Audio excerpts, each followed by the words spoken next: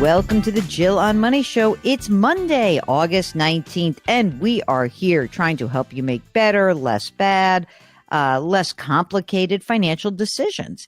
If something is going on in your life and you need some little pat on the back, a boost up, a reality check, give us a holler. Go to our website, jillonmoney.com.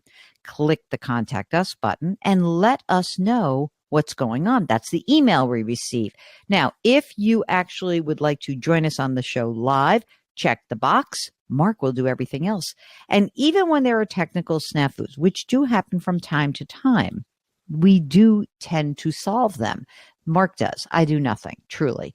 That's what happened with our man, Chris, who has been on the program previously, but this time had some technical issues. We were supposed to talk to you last week. We're talking to you this week. Chris, I hope it was not a time-sensitive issue that I've messed your timing up. So welcome to the program. And what's going on? Yes, thank you for having me back, and thank you for working through some of those technical difficulties with me. But I called in about a year ago to talk through the pros and cons of paying off my student loan at a quicker rate than what was scheduled. The loan was at a 2.95% interest rate, and you guys both gave me wise advice to stop with the additional payments and really kind of focus putting additional money elsewhere. So since then, it's reshifted my goals and my wife's goals of maybe moving out of our current place a little bit sooner than anticipated. So, wait, you mean, so now, I saved you all this time and energy around the student loan. Now you got a pile of money. You're like, oh, let me spend it on this instead, a new house. Yes, that would be the goal. So, I see. I got it now. Okay. Well, Chris, how old are you? I am 35 and my wife is 34. And do you guys have kids? We do not have kids. Okay. So first, tell us about the amount of the student loan that's still outstanding, because we still have to account for it. Yeah. So right now it's at about $49,000. And it was a very low interest rate. What was the rate? 2.95%. Okay. Got it. And tell us about the current house. How much is it worth? It's estimated that it's around $525,000. Okay. What is the outstanding mortgage amount? About $380,000. Okay. What's the interest rate on that mortgage? I bet it's juicy and low. Yes, it's a 3% 30-year fix. I'm sorry, you're not allowed to move. Mark moved. He had a very low interest rate also. Okay. 3%. Are you guys both working currently full-time? Yep, we're both working full-time. How much do you earn together? It ranges a little bit, but it's anywhere from $220,000 to $260,000. All right. And you're both putting money into retirement, right? Yeah, and so that was one of the main things that I was going to ask about is we are maxing out our 401ks right now, respectively. But is it something where we actually hold off on maxing those out and try to build up our cash surplus? How much money have you guys saved total in your 401ks so far? So my total is about $265,000. My wife's is about $137,000. Will either of you be entitled to a pension? No, my wife has a consolidated cash balance plan, which I'm not sure if that acts as a pension, but it's not a huge amount. Okay, understood.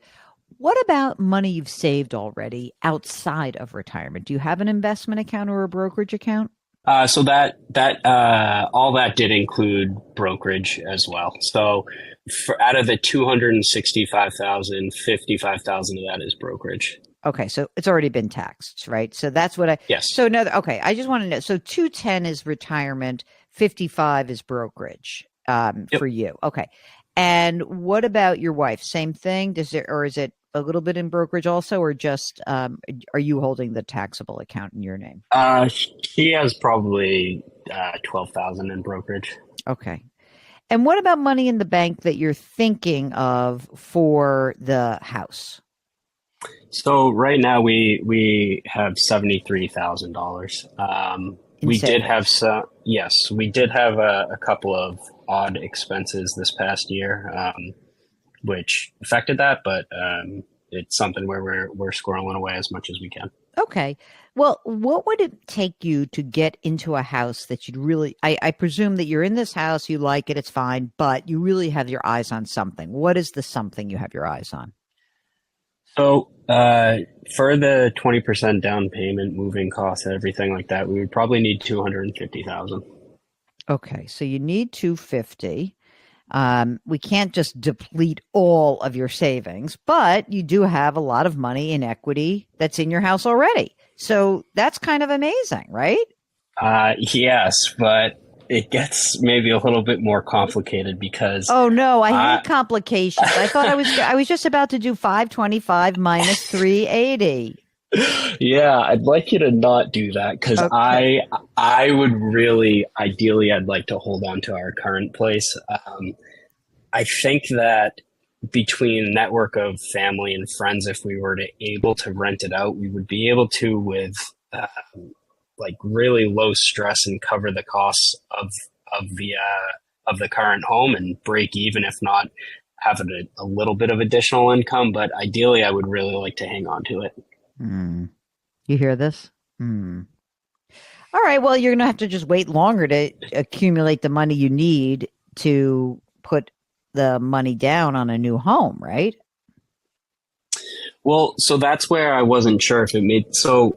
In theory, if we were to blow out of our brokerage accounts and Yeah. then cut back on maxing out 401k, like I was thinking, I didn't know if we had basically a solid enough foundation to say, okay, for the next year, year and a half, 2 years, we contribute to meet the match, but other than that, put all the additional money towards just savings. Well, I mean, yes, you could do that, but you're still far off. I mean, I think that you do have a good chunk of money and you are not having children. And so this is a priority. But, I don't know what's going to happen. You could reduce it to just whatever 5 or 6% where you get your match and gonna kind of go on pause, but it's not going to be 1 year. It's going to be a lot more than that because you just said I need $250,000. Well, you have $67,000 in your combined brokerage accounts. You cannot save. You can't touch the savings. I mean, what are your actual expenses right now? Now, you said you had some extraordinary ones. So give me the kind of the what do you really need to spend on a monthly basis? Anywhere from 8 to 10 All grand. right. So, you can't blow out of your savings. That's the sacrosanct. You can't, you need the 75 or 100 grand in savings, right?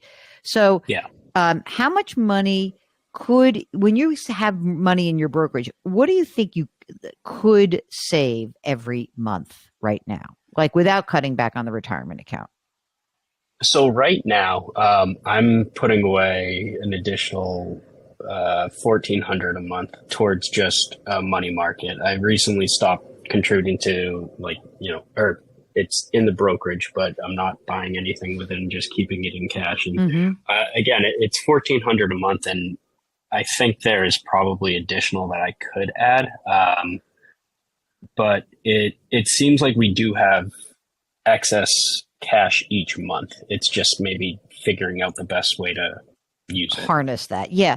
Well, okay. Let's say you pulled back on your retirement plans for a bit, right? I mean, you know that, you probably could save another 3,000, 3,500 a month. Let's say that all told, you could come up with 4 grand a month to save. Okay. I think you could do that if you pull back on that retirement savings right now. Okay. So it's 4 grand a month. You can do the math. It's not a year, right? We need more time. You're probably looking at 2 years. Now, there's good news and bad news in this. One is the good news is that over those 2 years, mortgage rates are going to go down. They are. Right. There's no doubt. Okay. So that could mean that by the time you're ready to pull the trigger, you might need a little bit more money. Maybe prices have gone up. We don't know. Right. But you could do this. If you said, I have found the house this minute, okay, you stumble upon the house in the middle of it, then I think you're going to be kind of forced to sell your current home. I would be a little bit remiss if I didn't sort of say, well, are you sure you really want to keep this house? Because there is equity in there. That is freedom for you. But if you think you can make it work and it's not going to be a big crazy thing and you can have people who move into that house who are family members who pay market rate. You can't give everyone this big discount unless you're telling me like you have parents you have to take care of. Then I think you could make this work. But I think it's more of like a two-ish year scenario, not a 1 year, unless something big happens. Like if, as you say, like, maybe instead of 260, there is, in the next couple of years, your total earnings go up more like closer to 300. And, wow, I was able to put away, 80 grand in a year, not 40 or 50 grand. So I think that there is certainly opportunity for sure. Okay. I just want to be clear that, you're making that choice around the house and keeping the current home, knowing that there's something you're giving up, which is the opportunity if you stumbled upon something right now. Yeah, that makes total sense. Would you feel okay with that? You could always sell it, right?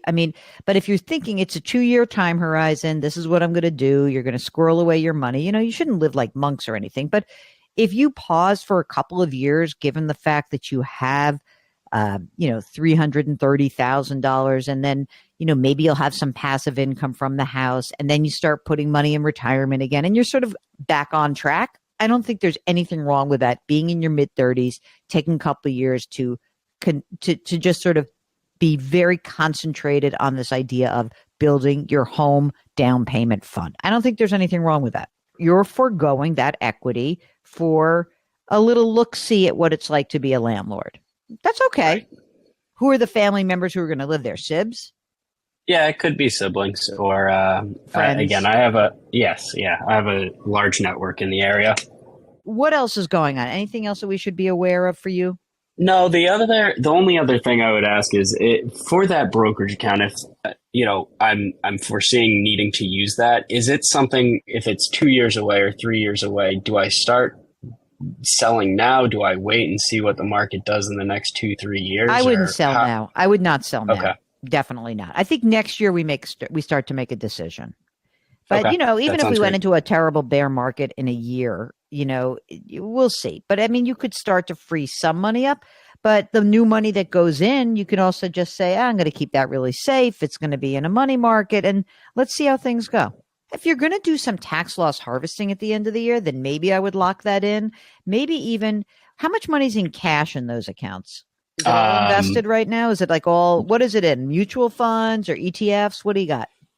It's a combination of ETFs and then some single companies that are not doing great. Oh, okay. Well, that's interesting. I'll tell you what I would do. If you're not doing great, let's say if you have single companies, you have some losses there.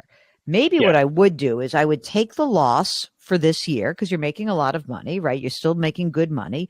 I would take the loss. I would take some gains, and I might say to the brokerage firm, hey, I want to buy a 18-month CD with the proceeds. See if they can get you a CD. Oh, okay. Yeah, that Because you take the loss and like you want, I would actually take the loss and the gains right now. I'd lock in my CD rate for the next 18 months. That'll give you plenty of time. And let's use that. Let's use your losses. That you're going to be. It's so funny when you're like, oh my God, I have losses, and you're happy about it. It's like it's great, and you should use it. Okay. Do you guys have your estate docs done? You have everything that you need? Yes, we're good to go on that front. Beautiful. All right, go find a house, will you? All right. Thank you very much, Jill and Mark. I really appreciate it. We appreciate you, Chris. You see, we saved money on that. We saved his money from paying down like a sub 3% student loan. Now he wants a new house. So, all right, you can certainly make these choices, gang. And Mark and I have really come around on this, I think, quite a bit in that I think we used to be a little bit more evangelical about don't pull back on your retirement. But when you have a young couple like this and they've already saved a few $100,000 in retirement and they're ready to have the cash flow to replenish and you want to buy a house, I get it. I think it's fine. I really do. So if you are going through something like that, a big question about where you can draw assets to fund that down payment fund, give us a holler. Go to our website, jillonmoney.com, click the Contact Us button, and let us know if you'd be willing to come on the air live.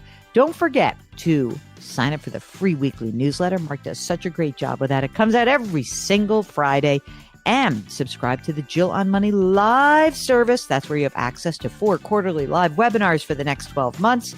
You get to watch all the old webinars. You get bonus video content, all for $35. Pretty good for a full 12-month period, right? I think so. All right. We are very grateful you listen every day. You can subscribe to us on the Odyssey app or wherever you find your favorite podcasts. Try to lift someone up. Change your work, change your wealth, change your life. Thank you for listening, and we'll talk to you tomorrow.